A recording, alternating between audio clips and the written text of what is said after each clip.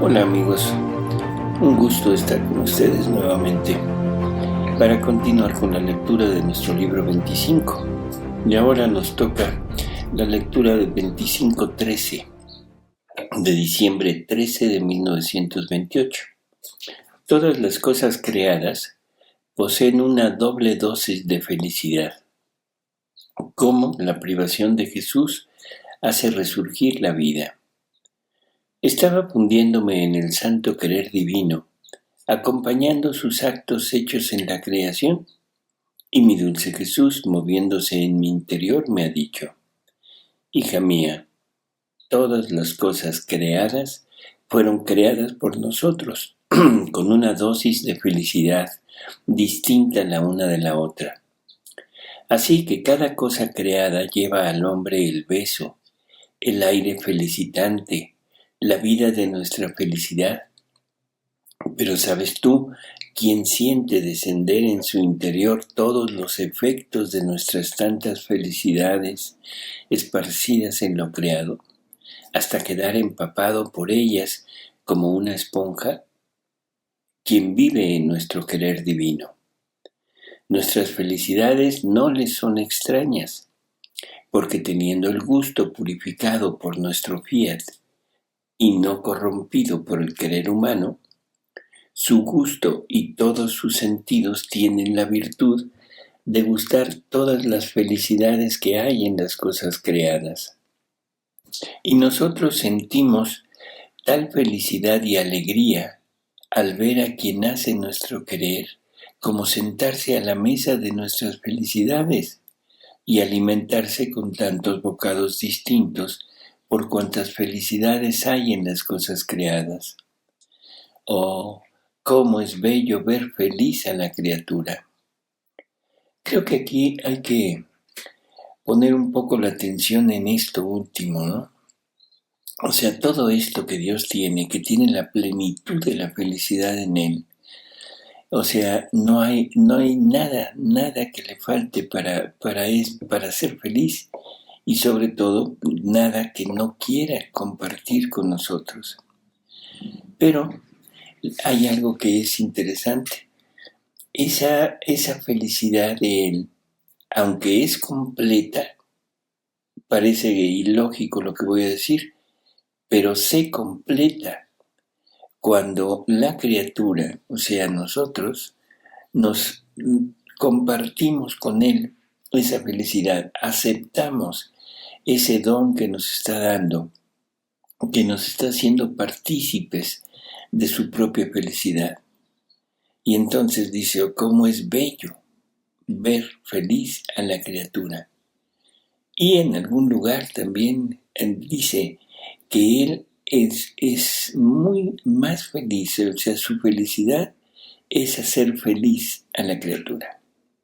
En ese sentido es como, por lo que digo, que la felicidad de Dios, aunque es completa, pero parece que se completa cuando hace feliz a la criatura, porque eso depende del acto de aceptación de la criatura, no depende del acto de dar de Dios.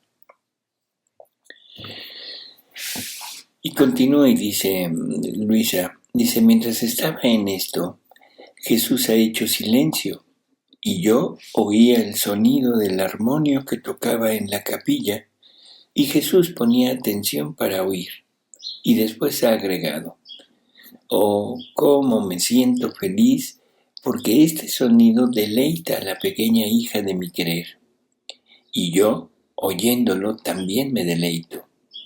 ¿Cómo es bello hacernos felices juntos? Hacer feliz a quien me ama es la más grande de mis felicidades. Este es lo que decíamos hace unos momentos. La más grande de sus felicidades es hacer feliz a quien lo ama y a quien él ama, ¿sí? Dice: y yo, Jesús, amor mío, mi felicidad para mí eres tú. Todas las otras cosas no tienen ningún atractivo para mí. Y Jesús: ciertamente que para ti la mayor felicidad soy yo, porque contengo la fuente, el principio de todas las alegrías y felicidades. Pero gozo al darte las pequeñas felicidades, y así como las siento y las gozo, yo quiero que las sientas y las goces tú junto conmigo. Bueno, entonces pensaba entre mí, si Jesús goza tanto cuando yo gozo de las tantas felicidades que ha esparcido en lo creado, ¿por qué entonces me aflige tanto y me vuelve infeliz hasta sentirme como si no tuviese vida sin Él? Y sintiéndome sin vida, todas las felicidades pierden la vida en mi pobre alma. Creo que es una pregunta que es muy lógica en la mente de Luisa. O sea, después de lo que Jesús le ha dicho, y ahora ella se pregunta y dice, bueno, ¿y entonces por qué me priva de Él sabiendo que en el momento que Él no está, o sea, toda la felicidad se aleja de Luisa? Y eso lo hemos oído y lo hemos visto en los escritos, que se aflige, sufre, se afana por encontrarlo cuando no va. Así que bueno, vamos a ver qué es lo que Jesús le dice. Dice, hija mía, si tú supieras para qué sirven mis privaciones, tú te sientes sin vida, privada de mí, te sientes muerta. Sin embargo, sobre aquel dolor y de aquella muerte viene formada mi nueva vida. Y esta nueva vida te trae las nuevas manifestaciones de la vida de mi divina voluntad.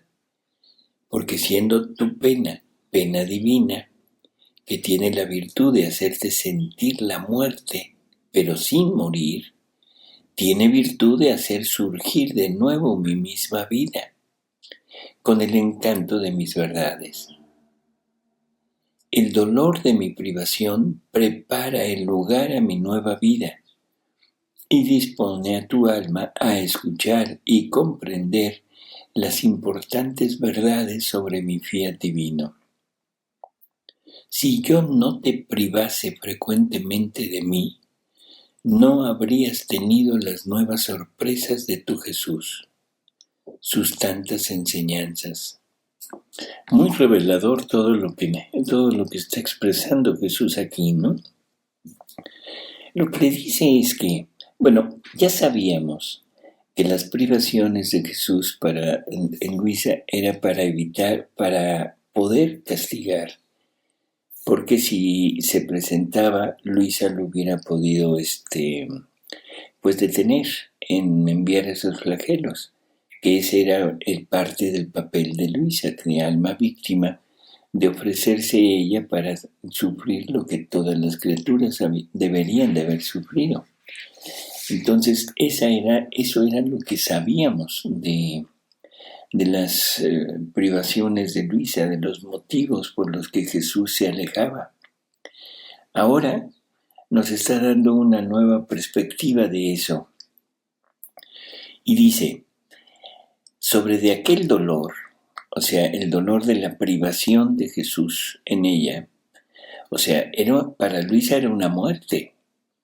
¿Por qué? Porque Jesús se volvió su vida. Jesús era prácticamente el motor de la vida de Luisa. Y esto es entendible si la divina voluntad es la que toma las riendas de la vida de Luisa, y sabemos que la divina voluntad requiere de Jesús para poder manifestar sus acciones. Por lo tanto, era necesario que Jesús estuviera en Luisa. Ahora, no es que Jesús se separe de ella, sino que se separa, pero de la parte sensible. O sea, ahora Luisa no lo ve, no lo escucha, no lo siente con ella a través de los sentidos. Entonces, a ella le parece que Jesús no está con ella.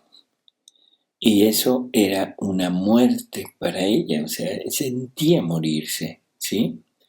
Y por eso Jesús aquí le dice, sobre de aquel dolor y de aquella muerte viene formada mi nueva vida.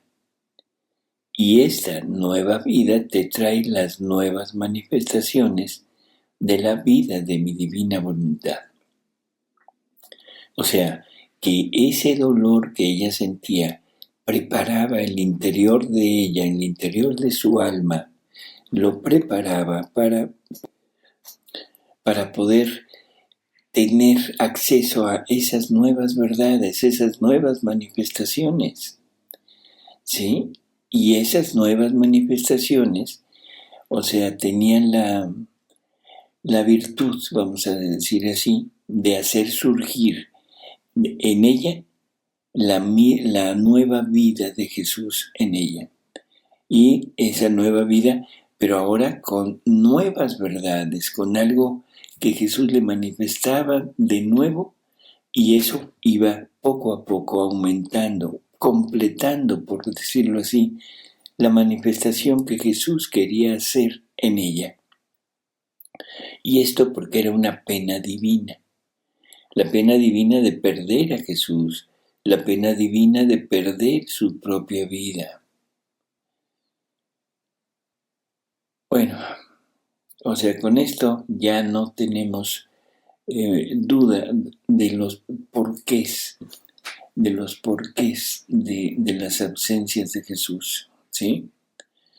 Ahora, para terminar este párrafo, esta lectura, le dice algo importante, que si él no la hubiera privado de él, no habría tenido las nuevas sorpresas de él. O sea, le dice, no habrías tenido las nuevas sorpresas de tu Jesús y sus tantas enseñanzas. Continúa y le dice, ¿no has visto tú misma que después que has estado privada de mí y tú creías que todo había terminado para ti, mi vida resurgía de nuevo en ti y todo amor y festivo me ponía a darte mis lecciones? Así que cuando te privo de mí, yo me estoy escondido en ti y preparo el trabajo para darte y mi nueva vida para resurgir.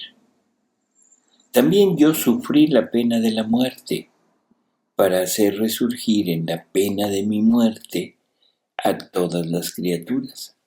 La muerte sufrida en orden divino y para cumplir la divina voluntad produce la vida divina para hacer que esta vida divina la pudiesen recibir todas las criaturas.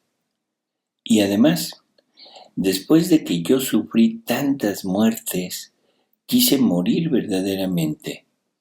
¿Cuántos bienes no produjo mi resurrección?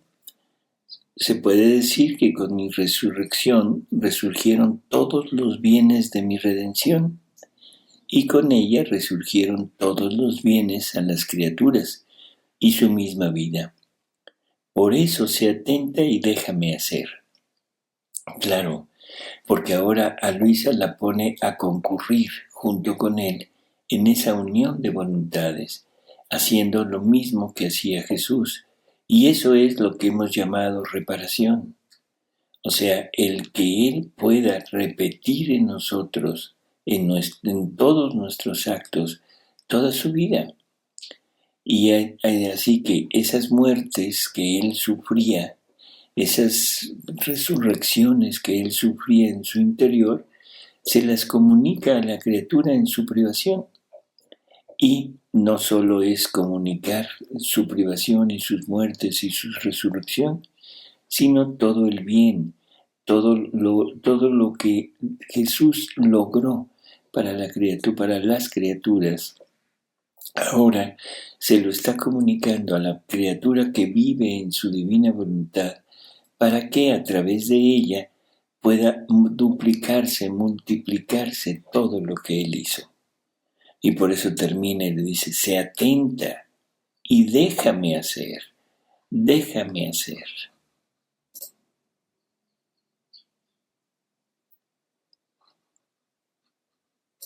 (25-14) Diciembre 14 de 1928. Árbol de la Divina Voluntad. Acto único de Dios. Quien vive en ella forma el eco en todas las cosas creadas. Estaba pensando en la publicación de los escritos de la Divina Voluntad y me sentía fastidiada por las tantas preguntas que hacen y decía entre mí, solo Jesús sabe mi martirio y cómo me siento torturada cuando se hablaba de por personas competentes que querían publicarlos.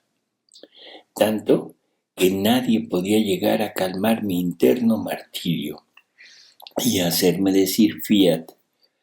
Solo Jesús, con su encantadora persuasión y con infundirme temor por el gran mal que yo pudiese hacer si saliera mínimamente de la divina voluntad, podía inducirme a decir fiat. Y ahora, al verla ir tan lento, recuerdo mis luchas internas, mi duro martirio por esta publicación. ¿En qué aprovechan las tantas penas sufridas? ¿Quién sabe quién verá esta publicación? Tal vez Jesús me contentará con hacérmela ver desde el cielo. Pero mientras esto y otras cosas pensaba, me he puesto a rezar. Y ante mi mente veía un árbol cargado de frutos que vertían luz, y a mi dulce Jesús crucificado en medio de este árbol. Y era tanta la luz de estos frutos que Jesús quedaba eclipsado en ella. Entonces yo he quedado maravillada y Jesús me ha dicho, hija mía, este árbol que tú ves es el árbol de mi divina voluntad. Y como ella es sol, sus frutos se cambian en luz que forman otros tantos soles. El centro de su vida soy yo. Aquí creo que vale la pena el puntualizar esto. El centro de su vida soy yo. ¿Qué nos dice esto? Bueno, creo que es relativamente sencillo, puesto que él ya nos lo explicó. Él nos dice que toda voluntad necesita de una vida a través de la cual pueda desarrollar sus acciones. O sea, la divina voluntad, al igual que la voluntad humana, requiere de una vida que es un ser, una persona que pueda llevar a cabo todo lo que la voluntad quiere. Entonces, ¿qué se necesita para que la divina voluntad se comunique a los demás? Una boca, una palabra para poderlo hacer. ¿Qué se necesita para que la divina voluntad dé sus pasos hacia las criaturas? Una criatura que tenga pies, que tenga piernas para poder caminar hacia las criaturas. Que se necesita de alguien para poder rehacer los pensamientos de todos, para amar a todos, para hacer las obras que quiere para todos de una persona. Y Jesús nos dice que Él es esa persona, que Él es el centro de la divina voluntad, porque a través de Él es como la divina voluntad lleva a cabo sus obras. Así que el centro de su vida soy yo, y ahora sí lo podemos entender. Y le dice, y por eso estoy en medio de él. O sea, ¿en medio de quién? De ese árbol que representaba la divina voluntad. Dice, ahora, estos frutos que tú ves son todas mis verdades que he manifestado sobre mi fiat divino. Y están todas en acto de parir su luz en el seno de las generaciones. Y quien debería ocuparse y tener prisa y no lo hace, impide que los frutos de este árbol formen sus partos de luz y el gran bien de esta luz. Así que tú debes consolarte de tus torturas y martirios, porque entre tú y yo estamos en orden. Ni yo habría tolerado ninguna sombra de oposición a mi voluntad en ti. Habría sido mi más grande dolor. Ni habría podido decir La pequeña hija de mi querer me ha hecho don de su querer, y yo le he hecho don del mío. Mientras que este intercambio de voluntades es una de las más grandes alegrías mías y tuyas, y si culpa hay, es de quien descuida. Por eso no te quieras afligir ni fastidiarte por las preguntas que hacen. Yo estaré en ti para suministrarte la luz y las palabras que se necesitan. Tú debes saber que esto es más interés mío que tuyo. Bueno, aquí prácticamente, Luisa está, la palabra que ella usa, fastidiada por tantas preguntas que le hacen. Y pues creo que es obvio. Los sacerdotes, que eran los que encargados de llevar a cabo esta difusión de los escritos, difusión tanto hablada como escrita, y pues deben haber tenido cantidad de dudas, de preguntas, y ella, en un momento dado, se siente abrumada por tanta,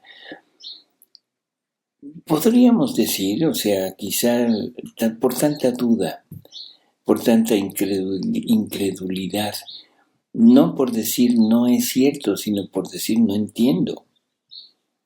Así que esa es como la causa de esto, ¿no? Y ahora Jesús le dice, bueno, tú no te apures. No es que tú tengas que contestar, el que va a contestar soy yo, pero a través de ti. Es prácticamente lo mismo que se les dice a los apóstoles cuando allá te dice que serán encarcelados, serán arrestados, y que no se preocupen por lo que tengan que decir cuando estén frente a las autoridades, porque el Espíritu Santo les va a comunicar lo que tengan que decir. No preparen nada, no se angustien, es el Espíritu Santo quien va a proponer las respuestas adecuadas. Aquí es prácticamente lo mismo. Después seguía pensando en el fiat divino, y mi dulce Jesús ha agregado: hija mía, en nosotros, en nuestra divinidad, basta un solo acto para hacer todo. Aquel acto es voluntad, pensamiento, palabra, obra y paso. Así que un solo acto nuestro es voz que habla, es mano que obra, es pie que camina y que envolviendo todo, si la criatura piensa, obra, habla y camina, es la virtud de nuestro acto único que haciendo eco en cada acto de criatura comunica el bien del pensamiento, de la palabra y de todo lo demás. Por eso se puede decir que somos el portador de todas las criaturas y de todos sus actos. Aquí vale la pena el reflexionar un poquito esto, porque dice que en la divinidad, no necesita hacer actos diferentes, sino que un solo acto para hacerlo todo. Estamos acostumbrados a separar, como a dividir los actos de Dios. Estamos como en ese punto de decir es que Dios hace una creación, hace una redención y lleva a cabo una santificación de toda la familia humana. Y lo pensamos como tres actos distintos. Pero se nos olvida que esta Trinidad son tres personas distintas, con actos aparentemente distintos, pero en un solo Dios verdadero. Que necesitamos como ir conceptualizando que la Trinidad es tres efectos del acto único de Dios, pero efectos que requieren de una persona a través del cual se lleve a cabo ese efecto, ese acto. Entonces nos dice que ese acto es voluntad, pensamiento, palabra, obra y paso. Voluntad, el Padre. El Padre es el que tiene esa voluntad para mover todo lo demás. Y tiene ese pensamiento para poder llevar a cabo todo lo que Él quiere, pero a través de su voluntad. Y luego, de la palabra, o sea, que es el fiat de Dios. Y ese fiat de Dios se manifestaría en primerísimo lugar en la generación del verbo. Ese sería el después del pensamiento y de la voluntad y del pensamiento. Ahora viene la palabra, y esa palabra, o sea, es en la generación del verbo. O sea, porque el verbo es la palabra de Dios.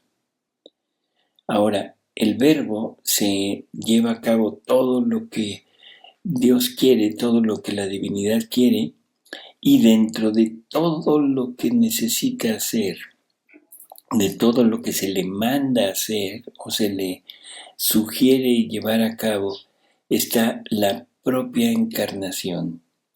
Está el hecho de tomar una humanidad, porque Dios que requiere de una criatura divina fuera de la Trinidad, fuera de ese adintra de Dios, requiere de una criatura para poder llevar a cabo su acto de amor, de comunicar todo lo que es, de multiplicar su vida, pero ahora en una criatura fuera de la Trinidad, para poder completar ese acto de amar y de ser amado, para poder hacer feliz a una criatura con sus mismas felicidades, como lo habíamos escuchado en la lectura anterior, para poder tener todo el gozo, el gusto de ser amado, Él que es el amor. Ahora, aparte de querer amar, quiere ser amado. Entonces, ahí entra la encarnación del verbo. O sea, ahí entra en la decisión de estar Jesús en el mundo, de estar Jesús en todo lo creado, de estar Jesús como Rey de toda la creación y como Rey de ese reino que Dios quiere fundar en la diestra de Él. Entonces, ese sería el punto. Y luego, la obra y el paso. La obra y el paso son prácticamente llevados a cabo por Jesús y por el Espíritu Santo. O sea, por Jesús en el sentido ya en el mundo, en donde Él lleva a cabo todas las obras del Padre, todo lo que el Padre quería. Recordemos aquello de: ustedes piensan que yo he venido a hacer mis obras, se equivocan. Es mi Padre que mora en mí, quien hace sus obras en mí. Entonces, lleva a cabo esto, lleva a cabo las obras, camina hacia la criatura para darle todo aquello. ¿Y qué es lo que le da? Al Espíritu Santo. El Espíritu Santo, que es el que va a comunicar todo lo que contiene, el que va a comunicar esa vida que contiene, porque Él es la unión de la obra del Padre, del pensamiento del Padre, de la voluntad del Padre y la palabra y la obra y el paso del Hijo. Entonces, por eso es que el Espíritu Santo es el que va a completar prácticamente la obra de Jesús en este mundo. Recordemos las palabras de Jesús, que es necesario que se vaya, porque si no se va, no podrá enviarles al Paráclito, al Espíritu Santo, para completar todo aquello. Es tantas veces que nos ha comunicado, nos ha dicho el que el Espíritu Santo es como la luz que entrará en nosotros, que el Espíritu Santo puede hacer entendernos en un solo instante lo que Jesús con su palabra no podría en 100 años. Así que en esto que estamos oyendo aquí es ese acto único de Dios, o sea, es del Dios único, pero que se conoce, se manifiesta, se devela a través de 3 efectos. Y cada efecto requiere de una persona que lo lleve a cabo. Por lo tanto, el Dios único verdadero toma la figura de Padre, que es el primer movimiento, que es voluntad, pensamiento, palabra. El Hijo, la segunda persona de la Trinidad, toma todo lo que el Padre le da y ahora se vuelve palabra, obra y paso. Y dentro de esa obra y paso está el enviar al Espíritu Santo, que el Espíritu Santo es el que va a comunicar todo lo que contiene. Así que esto es hermoso lo que nos está diciendo en estas pequeñas palabras, porque nos está dando una idea más clara de lo que es la Trinidad Santísima. Y por eso le dice, así que un solo acto nuestro es voz que habla, es mano que obra, es pie que camina. Y ahora si envuelve a todo, por lo tanto está dando a luz, envolviendo todo lo que nosotros podemos hacer. Y si la criatura, o sea nosotros, pensamos, obramos, hablamos, caminamos, es la virtud comunicativa de ese acto único de Él que se manifiesta ahora a través de nosotros. Continúa, dice, ¿cómo nos sentimos ofendidos cuando nuestro portavoz, pensamiento, obra y paso no solo no es hecho para nosotros, sino para ofendernos? Las criaturas se sirven de nuestros mismos actos para formar las armas para herirnos. Ingratitud humana, ¿cómo eres grande? ¿Cómo nos sentimos ofendidos? Cuando nuestro portavoz, o sea, está hablando de la criatura. Ahora, nuestro portavoz, nuestro pensamiento, nuestra obra y nuestro paso no solo no es hecho para nosotros, sino para ofendernos.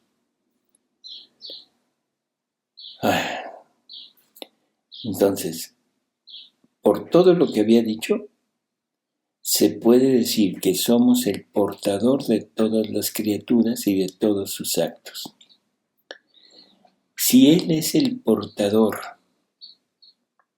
o sea, ellos son los portadores de todos nuestros actos, ahora por lógica, nuestros actos son portadores de su voz, de su pensamiento, de su obra y de su paso. Y no solo portadores, sino somos los que deberíamos de llevarlos a cabo. O sea, ¿qué es lo que está diciendo? Que la necesidad, y así lo pongo como necesidad, de que lleguemos a vivir en la divina voluntad para darle cumplimiento a todo lo que Él ha deseado, ha ya dado como una herencia a todos sus hijos que somos nosotros. Ahora, quien nace y vive en nuestro querer divino, se une a nuestro acto único y formando un solo acto de voluntad con nosotros, corre junto con nuestro acto y junto con nosotros se hace pensamiento, voz, obra y paso de todos. Y cómo gozamos que nuestra virtud, invistiendo a la pequeñez humana, la hace junto con nosotros portadora de todos los actos de las criaturas. y ella se sirve de todos nuestros actos para formar armas, no para herirnos, sino para defendernos, para amarnos y para glorificarnos. Así que le llamamos nuestra guerrera que defiende nuestros derechos. Bueno, entonces la criatura se une prácticamente, o más bien Dios une a la criatura en el acto único de Él. Entonces, en ese momento, la criatura, todos sus actos, todo lo que hace, está unido al acto único de Dios, al querer divino. Y por lo tanto, forma un solo acto con el acto de Él. Y eso lo hace que la criatura vaya junto con el acto de Dios y que junto con ellos, junto con la Trinidad, se haga pensamiento, voz, obra y paso de todos. Obra y paso de todos. Y esto vuelve a la criatura portadora de todos los actos de toda la familia humana. Y ahora, esa persona que vive en la divina voluntad toma todos los actos de Dios y con ellos forma armas. Curioso lo que dice, no para herirnos, sino para defendernos. Claro, porque ahora junto con Él podemos extender en toda la familia humana de los actos de Dios. Podemos extender en todos los actos de la divina voluntad, o sea, pensamientos, palabras, obras, acciones de vista, de oído, latidos, respiros, de todo, para darle a la divinidad, darle a Jesús todo lo que Él hubiera querido, todo lo que Él quería recibir de la familia humana. Y lo recibe ahora de una sola criatura, pero que ya no es Él haciéndolo, sino ahora es alguien totalmente, no puedo decir ajeno, sino otra persona que es la que le corresponde, porque está usando todos los actos de Él para poderlos extender en toda la familia humana y darle a Él el amor, la gloria, el reconocimiento que todos tienen, que todos deberían de haberle dado. ¿Qué decir de esto, no? Es enorme lo que nos está comunicando todo, pero cuando decimos que es un intercambio de vida, como que no tenemos la plenitud del conocimiento de lo que nos está comunicando. Es como cuando decimos, ¿qué es Dios? Es todo. ¿Qué dije? Nada. No tengo ni la menor idea de lo que es todo. Por lo tanto, ese todo, lo único que indica es mi ignorancia de lo que Dios es. Hay que irlo desmenuzando poco a poco. Y esto no por obra y gracia de nuestro pensamiento, sino por obra y gracia de su revelación que nos va dando y que nosotros debemos ir aceptando para ir engrandeciendo ese conocimiento que tenemos de Él. Aquí es exactamente lo mismo. Es un intercambio de vida. ¿Y eso qué quiere decir? Es que me da su vida. Bueno, sí, pero ¿y qué me da? Eso es lo que nos está aquí puntualizando poco a poco a través de los escritos. Me está llevando de la mano, para ir entendiendo qué es lo que me está dando y qué es lo que yo puedo hacer con lo que me está dando.